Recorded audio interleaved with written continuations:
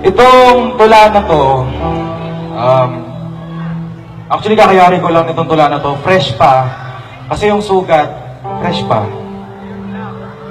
Kaya, sana magustuhan nyo. Ang title ng tula na to, yung feeling na kayo, pero parang hindi.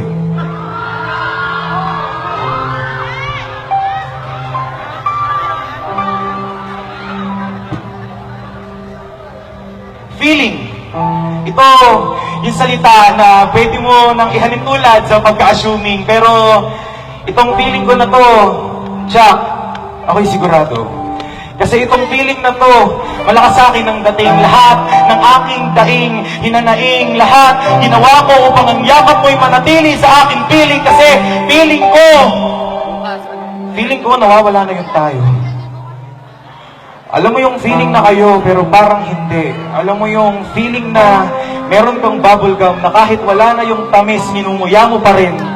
Alam mo yung feeling na sumusuntok ka na lang sa hangin, yung tipong hinahayaan ko na lang na wala nang bagong pangyayari, yung puro ala-ala na lang natin ang binabalikan kasi alam ko kahit minsan naging masaya ka sa atin, sa tayo. Alam mo yung feeling na sasabihan ka niya ng mahal ka niya pero di naman niya ipapadama. Alam mo yung feeling nun? Ako alam ko. Naalala ko pa kung paano kita niligawan. Unang kita ko pa lang, puso agad ay nalinawan. Inamin ko pa nga na hindi ako marunong manligaw pero handa akong isigaw na ang mahal ko ay ikaw.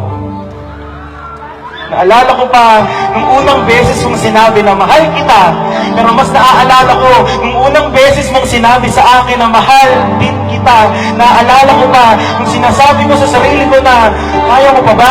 Pero mas naaalala ko nung sinabi mo sa akin na oo, tayo na. Naalala ko pa nung mga panahong nahihiya ka pa tumingin sa aking mga mata, pero mas naaalala ko nung unti-unti nang lumilihis ang tingin mo sa akin. Ba't nga ba? Naaalala ko pa nung akala ko mawawala ka sa akin, kaya hinigpitan mo ang kapit sa puwang ng kamay ko. Pero mas naaalala ko nung alam mong andito lang ako palagi, kaya unti-unti nang kumakalas, dumudulas, pumipigtas ang pagtaban mo. Ang mga alaalang ito ay nagsilbing barako na kape sa gabi na hindi magpapatulog at gigising sa iyong diwa para ipaalala sa iyo siya sa umaga pagkagising.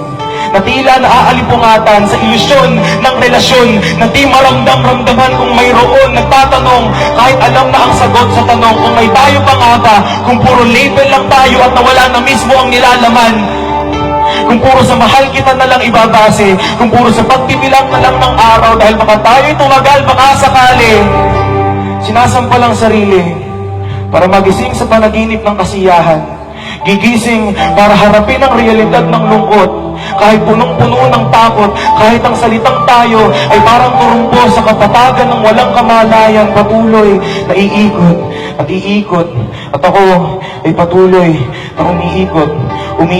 Pero tama na, dahil hindi sa lahat ng oras ang kamay ng relo ay sasakto sa akala mong tamang panahon. Tama na, dahil hindi sa lahat ng oras kayang tunawin ng luha ang nanlalamig na relasyon. Tama na, dahil masyado ng malalim ang marka, kaya hindi na matakpan pa ng pagkukunwari ko araw-araw sa madla. Tama na, dahil minsan mas masakit pa ang pananatili ko kaysa sa paglisan. Tama na, kasi baka oras na para ang mga nakasanayan natin ay maitama na. Pero huwag kang mag-alala, hindi ko maikakaila na ang mga paghawak mo sa kamay ko ay nagsilbing pagdugtong sa ating pag-iisa. Ang bawat ngiti ay nagsilbing mga bituin na kikislap tuwing gabi na magbibigay pag-asa. Hayaan mo na ialay itong tula na to sa'yo. Binuhos lahat ng luha. Sinigurado na ito na ang huling pagkakataon na ako ay luluha na ikaw ang may gawa. Pagbigyan mo ko sa huli kong hiling na muli kang mayakap ng mahigpit kahit masakit, at ako'y bibigit at sasabihin, mahal kita, pero tama na.